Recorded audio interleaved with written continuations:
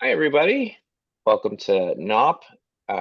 It is our April Poetry Month NAWP, and we have a wonderful lineup today. All three readers have new books coming out, so we're really excited to hear their new work, and hopefully you can pick up some of their work as we go. Those of you who are new to NAWP, NAWP is the brainchild of myself and Mitch Nobis when because we're parents and teachers and homebodies, we have a hard time getting out when AWP happens, and we start making jokes like we're at not AWP, and it turned into NOP. We realized, we're not at AWP when AWP is happening, but we're also not at AWP when AWP isn't happening, and so we're all NOP at this moment. And so we decided to just keep going and spread the FOMO into a monthly reading series. And here we are, where we just celebrated our 1 year anniversary, so we're moving into year 2. And really excited with what we have coming down the pike. We're all booked up for readings up until about October at this point, and really exciting stuff happening. So I don't want to belabor this too much, but thank you so much for coming. And I'm going to start introducing readers and have you listen to their wonderful work. So thank you for having us. Thank you for being here. And our first reader tonight is Suzanne Frischkorn, who is a Cuban-American poet and essayist. She's the author of 4 poetry books, most recently, and I believe the pub date was today or yesterday or sometime this week, so it's very recent.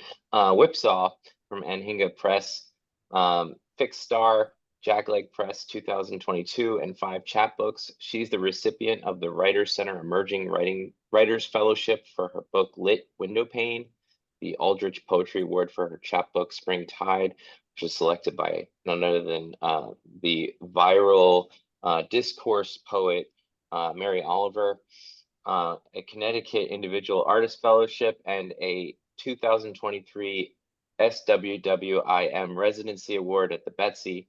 Her writing has recently appeared or is forthcoming in Denver Quarterly, North American Review, Salamander, South Dakota Review, Latino Poetry, a Library of America anthology, edited by Rigoberto Gonzalez, Library of America 2024, and a Mollusk Without a Shell, Essays on Self-Care for Writers, University of Akron Press 2024.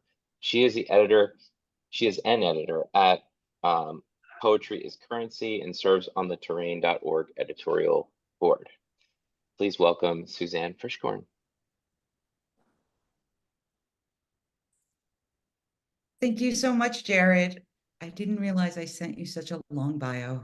Thanks for congratulating me. Here's Whipsaw, everyone. Just came out yesterday. I'm very excited. So this is the first official reading of Whipsaw. A little background.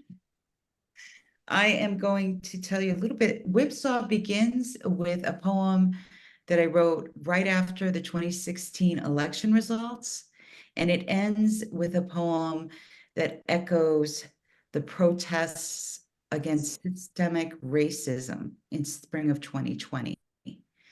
So it's about that whole time period, what it means to be a woman and a mother and a person who loves the earth in America. So it's very American, and it's very recent events. So I'm going to begin at the beginning with a poem called Dear America. Dear America, it's time to teach my daughter how to shoot an arrow, how to use a knife, how to hit the center of a target. It's bloody work, but she should know. It's time to teach her how to win a debate while applying lipstick without a mirror, and how to hold her keys between her fingers in a parking lot.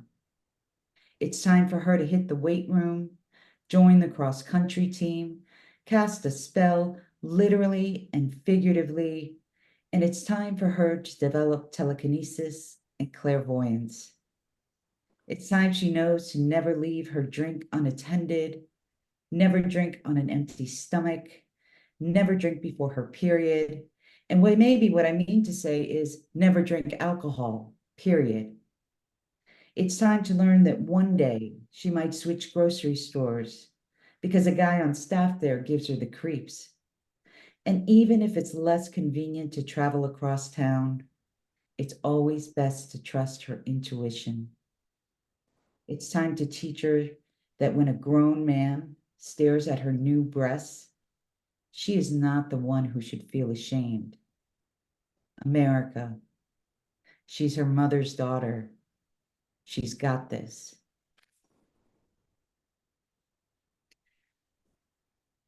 I also want to say I'm so happy to be reading with Jenny and Jose tonight. And I wanted to say thank you for inviting me, Jared. I think I always get a little nervous in the beginning. Forget to say those things. I'm going to be dropping the F-bomb. So if you want to leave. I wrote this poem. It took me a long time. It's about the mass shootings. It took me a long time to write about it because my daughter was a first grader when Newtown happened, and we only lived 15 minutes away from there. I wrote this. I remember writing the first draft of this poem right after the El Paso shootings, and it's called Backcountry. The shooter was white. We live in a verdant forest, 20 minutes from everything. Summer's leaves screen the road, every sunrise caught and cradled in branches. Our perimeter lined in stacked stoned walls. When it all finally goes to shit, that's something anyway, not being an easy target. The shooter was a loner. The shooter didn't talk to anyone. The shooter, he was in his 20s, wrote a manifesto, streamed his shooting live. His mother bought the guns. He graduated from the high school. No one would fuck him. No one raised him that way. No one followed up. No one can believe it happened. They never thought it would happen here. At the carnival, the strangest of places to escape news, colored lights corral the dusk. Dark clouds speed toward us. Lightning flickers sky. We gather our children and drive home.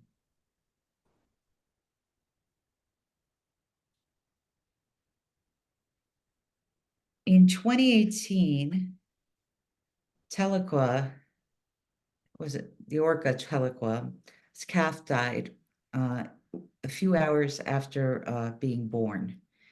And some of you may have remembered that. It was out on the West Coast. This is my poem for her. Tahlequah. She carries her grief. She nudges it to the surface for weeks. And when the grief weighs her down, her sister whales carry her grief for her. Women carry grief too, in their pockets.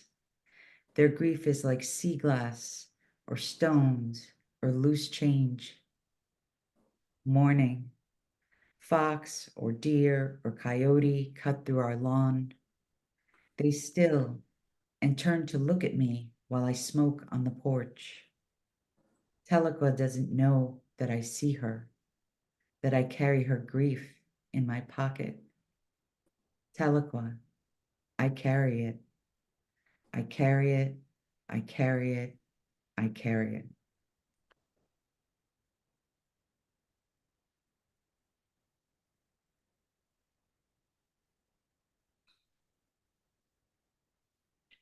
Cops. Cops as in a stand of trees. Cops.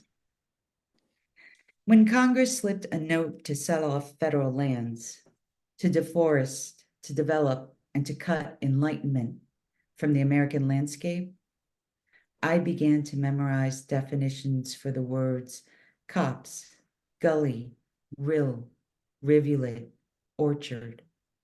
maple, oak, linden. A place in Antarctica hoards every seed on this planet underground for the apocalypse. Last night, a tree fell in the windstorm. The crack sounded like a split in the universe. It fell in the road and blocked traffic like a protest. This morning, the town came and ground it down to stump. It's still windy. The trees sway outside my windows, rendering their own march, waving, waving, we are here. We are over here.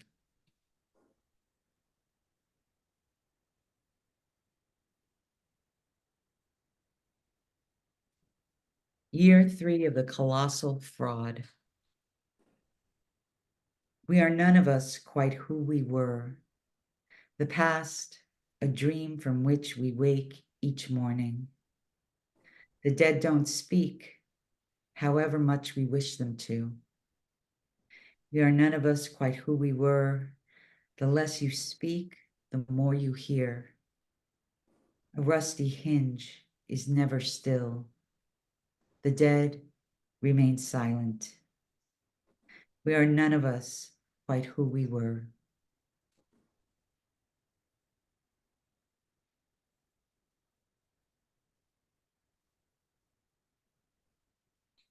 It's very cheerful, this book, huh? Very, very happy.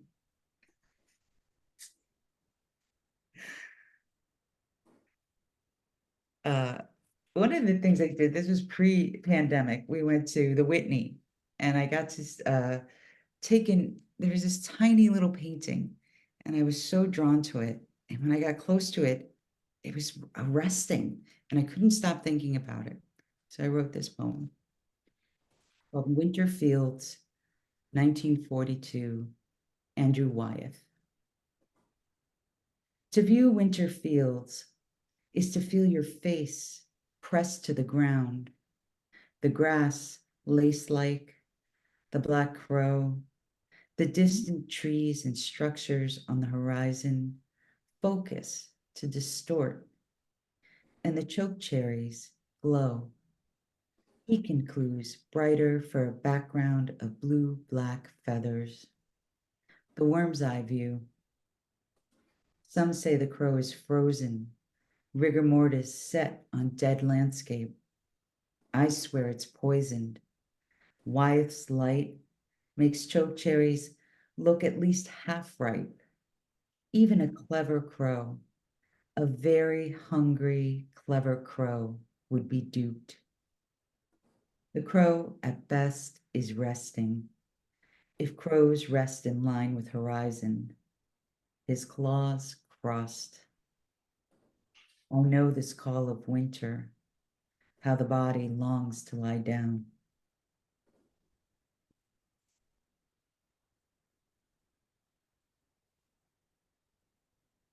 So during this shutdown, I don't know about all of you, but I remember being very curious about what our neighbors were doing. What were they doing over there? What's going on, right? And this poem came out of that time. To breathe it would choke you. The fire outside my window burns all afternoon. Thick white smoke curls up through the trees. What is our neighbor burning? My body is heavy now. The hard-won posture slumps in a chair. On the desk, a lamp, brushed nickel with parallel coil springs. The black cord trails behind. Its spotlight shines away from me. Outside my window, the forest understory, a new green. This week, tree buds unfurl, and today, fire blazes. Flames, 6 feet high, fed by what? Now visible only through a gap of a fallen tree at rest and the stone wall. The smoke curls and curls. To breathe it would choke you. My daughter is singing in her room. The last bird call of the evening. I can only have two more. I heard it once said that every poet has a doe poem, and this one is mine. Doe. Caught between stumble and rise, the doe young, the day entering twilight. We drive north, others south, cars driving home in the corridor of woods. Her struggle to right herself loops like a reel. It was that fey time, how her heart must reel when she realizes she's left forest. The road's vibration like the scrape of metal on teeth for her hooves. Wood scent within reach. She is righting herself as cars speed past her, speed toward her in that dangerous time, twilight, the refraction and scatter of sun rays when the sun slips below horizon. Another reel winds in another day. Time of most fatal car accidents. Tired drivers, blinded by sun on the road. Her natural grace abandoned her. She favors her left side, the doe in the midst of riding herself, her eyes on the woods. The fae hold their breath. Sunlight refracts, the sun edges horizon, twilight, and she stumbled. She is half rising. The doe favors her left side in the midst of rising. This reel loops and loops all evening.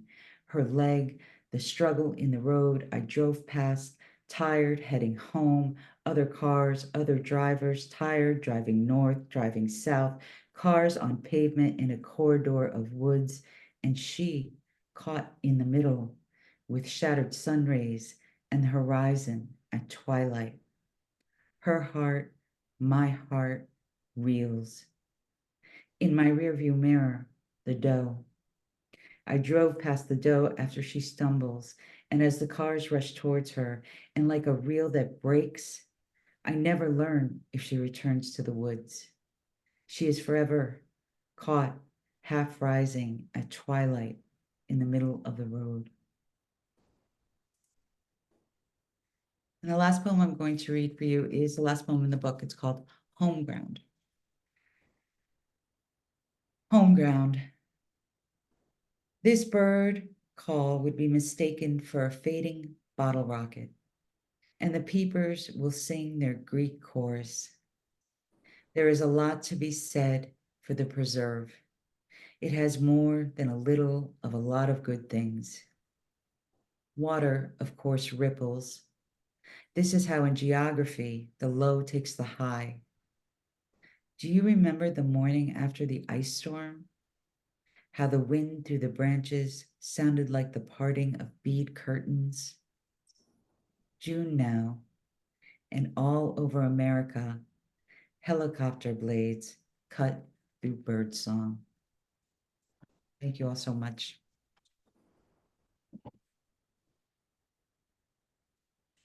Thank you, Suzanne. That was beautiful. And congratulations again on your pub day yesterday. Wonderful, Thank you very so much. exciting. I'm very excited. I'm a little giddy. Thank you. WIPFA is available everywhere, luckily for me. I posted a link to your publisher. Is there any other link that you'd like to put in the chat? You can feel free to throw it in there. Uh, no, thank you. That's great. They're offering free shipping, I think until April 20th. So, That's great. Cool. Thanks so much. Yeah.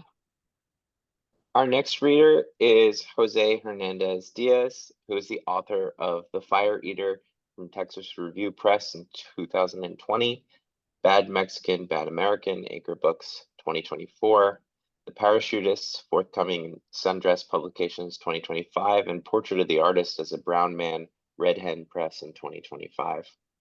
He's been published in the American Poetry Review, Circulo de Poesia, Periodico de Poesia, Visace, the London Magazine, The Nation, The Progressive, Poetry Magazine, and the Southern Review. He teaches workshops for the Hugo House, the Writers Center in DC, Lighthouse Writers Workshops, and elsewhere. He is a 2017 NEA Poetry Fellow from Norwalk, California. Please give a warm welcome to Jose. Hello, thank you. Thank you for the invite. Jared, it's an honor to read here alongside Suzanne and Jenny. Congratulations on the publications of your collections. I'm going to start off reading a couple poems from forthcoming collections, and then I'm going to jump in to Bad Mexican, Bad American, just because for the past couple months, I've been reading nothing but Bad Mexican, Bad American, to the point where I don't like it now. So, this first one I'm going to read is called Ode to the Piñata. It was published in Tri-Quarterly, and it's forthcoming in Portrait of the Artist as a Brown Man, which will be published next year. Ode to the Piñata. You're always there for me, dear Piñata. Every year you greet me when I need you most, when I'm 1 year closer to death. You remind me to take a second and enjoy sweet dulces. You have a deep philosophy. Swing harder, eat candy. What utter wisdom. Sartre himself would be proud. Piñata, your colors are as majestic as a rainbow, swaying in the sky. Sure, I'm fully grown and don't need you anymore, but you bring me happiness, and damn it, that's important. No, I don't eat candy anymore, but a chocolate or two won't hurt. Besides, seeing my sobrinos run to get scattered dulces is worth any price or trouble. Maybe I will put a bouquet of carnations inside you, sweet piñata. Maybe a dozen tacos de asada, al pastor. All kidding aside, you've been in the familia since the beginning, even before los abuelitos. I know you'll stick around till the end, when the merry world explodes like a spinning piñata. Can you hear me okay? Okay, perfect. This next prose poem, another prose poem I'm going to read is called El Sombrero. It was published in the Southampton Review, and it is featured in an unpublished collection called The Lighthouse Tattoo. El Sombrero. A man fell into the ocean. The water was blue and green. It was the beginning of winter. Luckily, he wore a giant sombrero. He jumped into the sombrero and floated along the shore. The inside of the sombrero was warm and leathered. The clouds spelled out the word ocean. Inevitably, the sombrero landed ashore, and the man stepped onto the cool sand. As the moon rose, he sang a ranchera. He was very happy. He walked home beneath the moonlight, but left the sombrero behind. It was ruined from the water, but it had saved his life.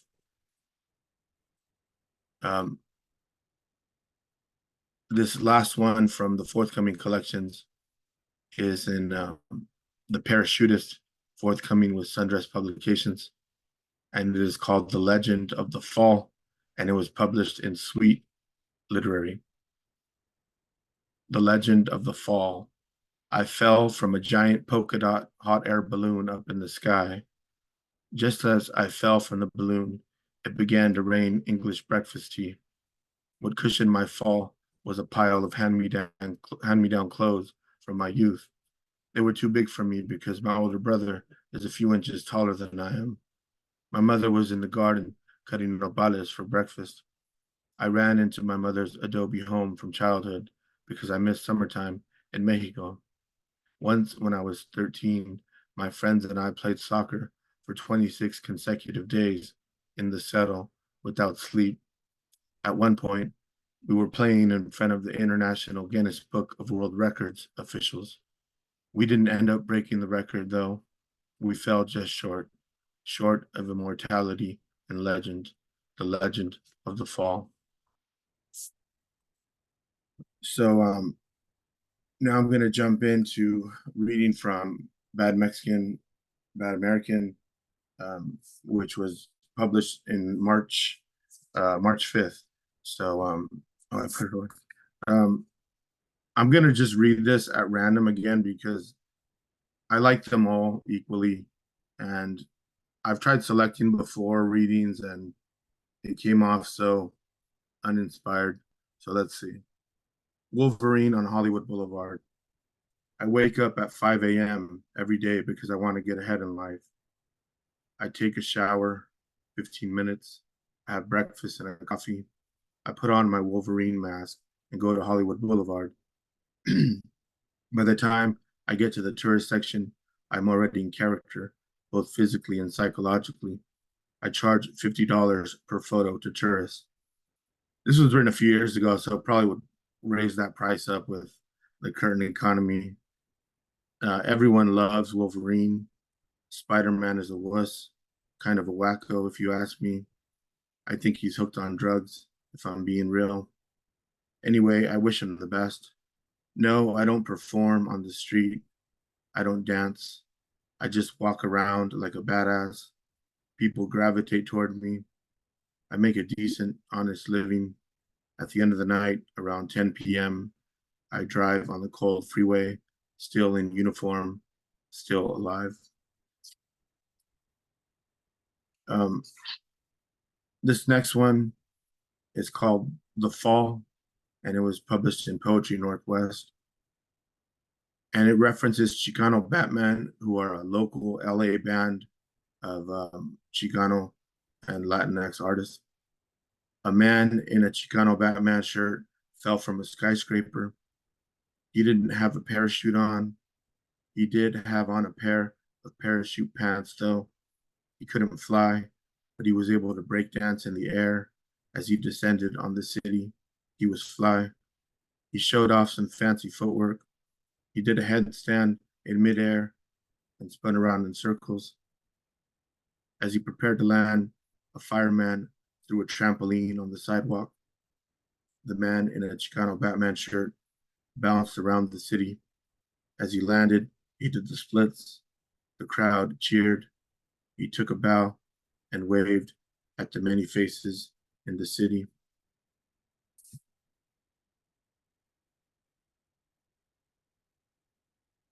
This next one is called The Stranger, and it was published in the Yale Review Online. The Stranger. A man came up to me as I was walking home from the pharmacy. Are you Jose Hernandez Diaz? Yes, I said. Who's asking? Do you enjoy sipping tea before bedtime? Well, I do, but what is it to you? I asked. In the 9th grade, did you get cut from the basketball team? I did, in fact, get cut from the team. Do you sometimes wonder what life would have been like had you married Margot Cisneros? Maybe sometimes, yes, I said. Are you afraid of small talk and long walks in the city? I'm just a little introverted, I said. Does the night sky resemble a dragon of your dreams? Yes, thank you for asking, I said. Did you cry when Muncie hit that home run in the World Series? I did cry at that moment, proud of it. Were you born and raised back and forth between LA and Orange County? Story of my life, yes, I said. Does the night sky resemble a dragon of your dreams? Yes, thank you for asking. Yes. Not sure how much time I have left, but 5 minutes or 4 minutes. 5 minutes, I think. Okay, great. Thank you. I'll read a couple more then. This next one is called Voice, and it was published in Conduit.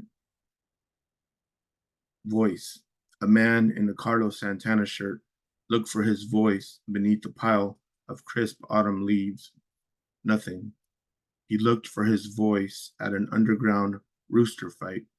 Nothing. The man in the Carlos Santana shirt picked up a bulldog puppy and looked for his voice inside the dog's mouth. Nothing. Finally, the man in the Carlos Santana shirt saw a used black guitar in a thrift store window. He purchased the guitar with his last few dollars. The man tuned the guitar and began to play a bolero. His voice was there, as it turns out, inside of the guitar sound hole. It had been there all along.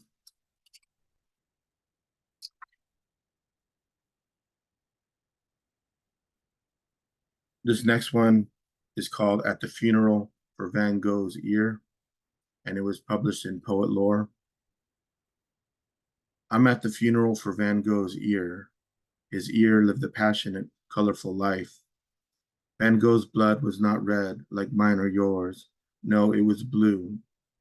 Blue like the midnight ocean, despite the darkness. Van Gogh's ear received marigolds at the decadent funeral. It was held at midnight in secrecy. Several celebrities attended the funeral, including the nose of Pablo Picasso. I was only invited because I used to polish Van Gogh's shoes as a young student. One winter day, Van Gogh came to my shop complaining about his ear.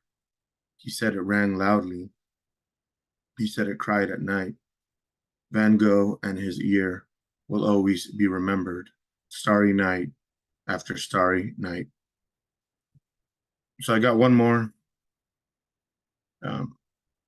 This one is called The Skeleton and the Pyramid. Thanks again for the invite.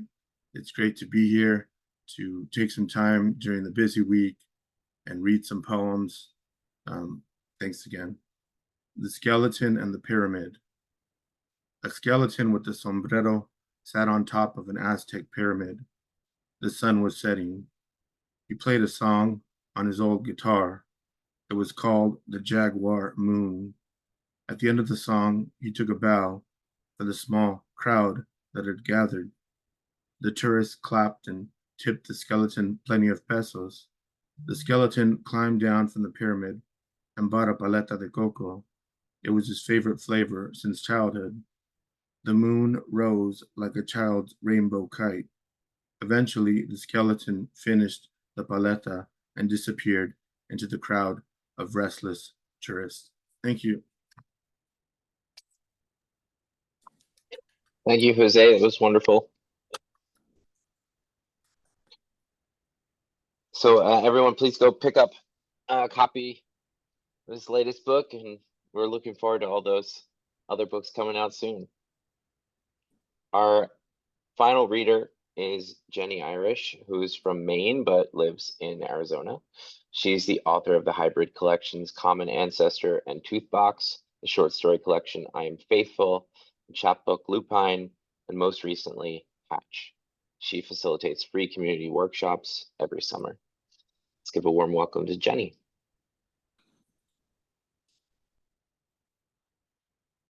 Thank you so much, everyone, and thank you all for being here. Thank you to Jared for setting this up and for the invitation. And of course, huge thank yous to Suzanne and Jose. It's such a pleasure to read with you. I am going to read some pieces from Hatch. Hatch is a series of interconnected prose poems about a meadow womb who gains sentience and goes on the lam. And while she is on the run, she starts to learn things about herself, and she also starts to learn things about history. And that makes her really consider the role that she's playing in the continuation of the human species and her own complicity in legacies of violence and what it is to continue to bring life into a world that is experiencing an environmental collapse and also is full of cruelties between people. So, like Suzanne, it's bright, it's light, it's airy, it's sunny. We're just gonna have a good time. The USS Narwhal. The metal womb knows nothing of submarines, but that is how she thinks of herself, a submarine, except that she is not submerged and moves through time and not water. So the name is wrong, sub is wrong, marine is wrong. But in body and in experience, That is how she sees herself, a submarine, a fat metal dart sleek as a steel seal, parting in unimaginable vastness, and housed inside her 100 tiny and terrified heartbeats, fluttering, frenetic, and longing to surface. The question about electric sheep. The metal womb does not have eyes. But if she did, after she closed them, in the final filmy moments before something best described as sleek takes hold of her with soft, warm hands and pulls her down into a slow, like syrup pouring place, what she would tell a listener she sees, if there were anyone or anything offering to gather and hold, at least for a moment, her thoughts, would be fireflies blinking over the tall grass of a field. The metal womb does not have eyes, and sure, so she's never seen fireflies blinking above the tall grass of a field. But in her dreams, because she does dream, she has gathered fireflies in a glass jar that she carries in her makeshift hands. Cleopatra's bebox vibrator. In the metal womb's makeshift hands, the jar vibrates, trembling with contained life. This sensation, imagined, will often shift her dreamscape. Rather than a field of tall grass flickering with fireflies, the metal womb finds herself in a palace in Egypt. It is the Ptolemaic dynasty. There's Persian galbanum burning, a smell so green, it tastes green in the throat, though the metal womb has no throat. Here, with her makeshift hands, she is gently guiding 1,000 docile worker bees into a papyrus box. When the last steps from a makeshift finger of the metal womb's makeshift hands and onto the striped backs of her sisters, the metal womb seals the box tightly along its last open seam so that it might be safely shaken to agitate its occupants and then delivered, all abuzz, to Queen Cleopatra to press against her clit. The metal womb does not have a clitoris, but she does have a conceptual grasp of clit. Squatters' rights. Inside the metal womb, children have sprouted, cracking the protective shells that imagine them as seeds, unfurling outward a slow unfolding of compacted limbs, and she does not know that it is them, these would-be future humans, who see the fireflies she sees in her dreams. She does not know that she is drawing her dreams from the fragments of theirs, and that they are drawing theirs from a deep well on a wild and roving island concealed by fog, where on certain nights, in certain years, the fullness of the moon is perfectly caught and held, a face fitted to its mirror. Imagined narratives. The metal womb has a tangled grasp on a knotty theory that catches again and again on the stiffness of her gnarled and makeshift hands as she tries to work it smooth. The theory is this: if you take a thread and pull, and pull, and pull, and pull, eventually the thread turns to viscera, the insides of your own body, which will eventually, if pulled enough, be pulled out. Nicholas Culpeper, briefly. Because of the similarity of their names, Nicholas Culpeper is frequently mistaken for Thomas Culpeper, a relative, a figure with some pop culture clout, often portrayed in television and film by young actors most simply described as hunks, who in their role as Thomas Culpeper are performing a fictionalized recreation of the last period of one of the two executed lovers, alleged, of the fifth wife of Henry VIII, the young and some, many, say foolish Catherine Howard, divorced, beheaded, died, behorsed, beheaded, survived. Thomas Culpeper, notoriously sexy, described by his contemporaries as the beautiful youth, was sentenced to what was known as a traitor's death. This is to be partially hung, drawn, disemboweled while living, viscera placed on a nearby fire for the sensory torture of not only feeling, but seeing and smelling one's own intestines sear, swell, then rupture from heat. And finally killed, because you do live through all of the other components of this particular act, finally killed by quartering, but was because of a long, fond relationship with the king, granted the mercy of decapitation, his death recorded as a clean blow from the axe. Nicholas Culpepper, a distant relative, is someone else. In quarters. The metal womb does not yet make the connection between the would-be future humans inside her and her dreams, which are also theirs. She does not know that she is, in part, a submarine because she carries a trapped crew, and that they follow her in new forms to the field of tall grass at night. In certain dreams, she sees lights blinking in the round window of a submarine. Porthole is a word she does not know. And she does not know that the majority of submarines are military vessels and without them. In certain dreams, she presses a makeshift thumb over the recessed circle of her belly button, the tightly sealed hatch that grants access to her gestation tank, wishing it were a window whose face she could hold a mirror to so that she might see what is inside her. Inside her, the would-be future humans are readying for harvest. They are panicking on their new consciousness, shocked of their shells, turning and tangling in their fresh limbs, fighting the fleshy ropes of their umbilical cords. Some of the stronger and more afraid have pulled loose already, prematurely detached from their placentas, and now they are wailing in the dark, hungry and confused. I can't see a thing.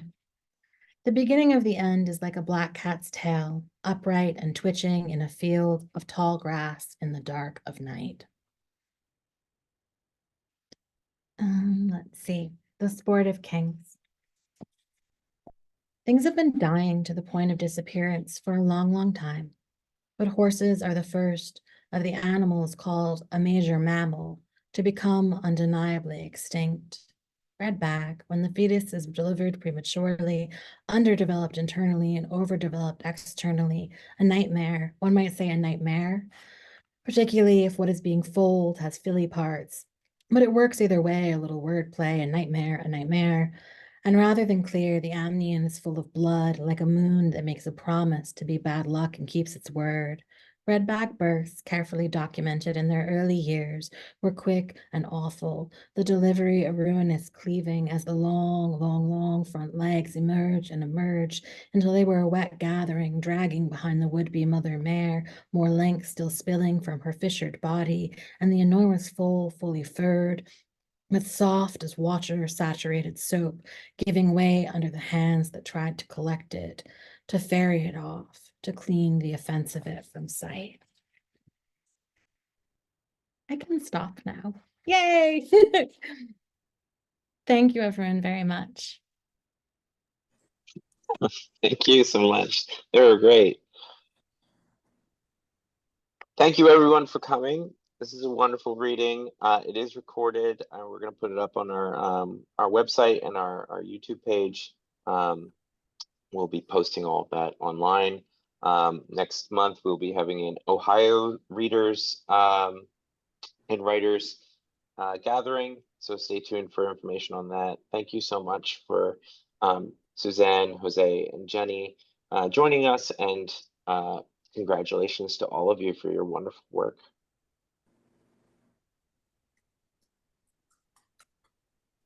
Oh my God. You. It's amazing.